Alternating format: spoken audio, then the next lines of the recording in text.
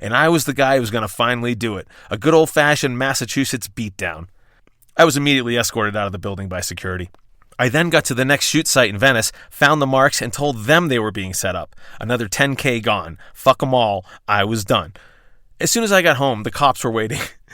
They served me with a restraining order and conducted a welfare check and searched my apartment as Riley claimed I was not only a threat to him, but myself. I was just paying him back for treating me like shit under his feet for so long. It ended there with Riley, but it didn't end there for me. Years earlier, I'd been hired to write a kids' animated movie for a German company who'd won the Oscar for Nowhere in Africa.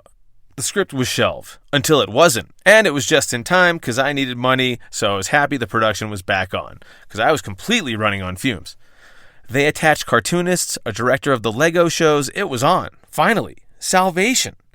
It was a Halloween movie, and I've been over this in a previous episode, but I never told you how I got tossed off this project.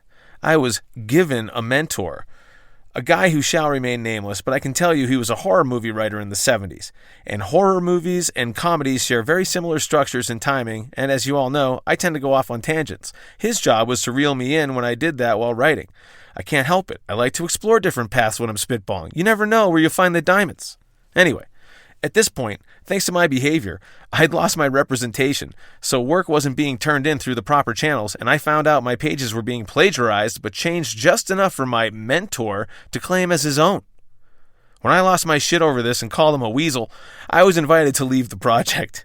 I don't even think my name is on the IMDb page anymore, and I'm too fragile to look, even now. It wasn't long after that, I was jogging with my dogs and given a $109 jaywalking ticket for entering the crosswalk at a flashing don't walk, even though I'd reached the other side of Ventura before anyone in the walking mob did. That's when I told Jesse and Scotty all my woes, and after puking my face off in my aunt's backyard, we agreed going to Aspen would be a good idea. That's when I got health insurance and got my head right. Fuck it. I'm still crazy. Who are we kidding? Have you heard this podcast? Who in their right mind would drop this episode? What's wrong with me? Well, it's last call, so let me give you a tip. Don't sit in front of the mess left by the guests who just got up and left if there are other seats available. I honestly don't get this. Like, everyone does this. Is the attraction that business had obviously just been done there and will likely continue? I'm not even going to try to grasp the logic on this one. Folks, it's been a blast. You don't have to go home, but you can't stay here. And a call to my fellow booze slingers. Send in your stories to cocktailsandwastednights@gmail.com. You can remain anonymous if you'd like. Thanks for listening, subscribing, downloading, and spreading the word. Don't be afraid to give me a good review, even if you're lying. We'll see you next time on Behind Bars, Cocktails and Wasted Nights. Cheers!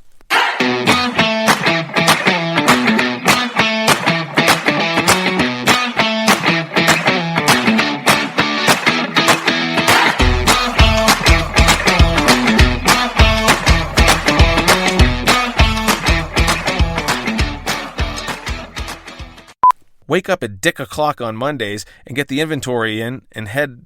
Fuck. One time at the canyon, I crossed paths with Lawrence Fishburne. Oh, Jesus.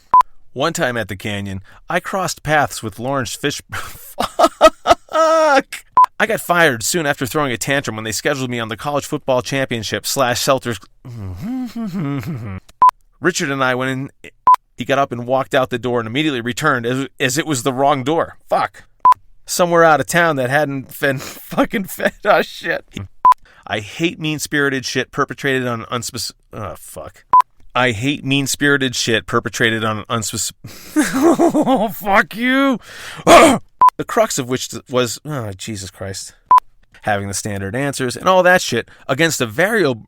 They served me with a restraining order and conducted a welfare check and searched my apartment as Riley fuck you.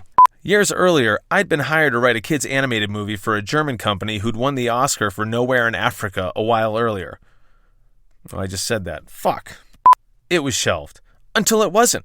And taking back off the shelf... Oh, fuck.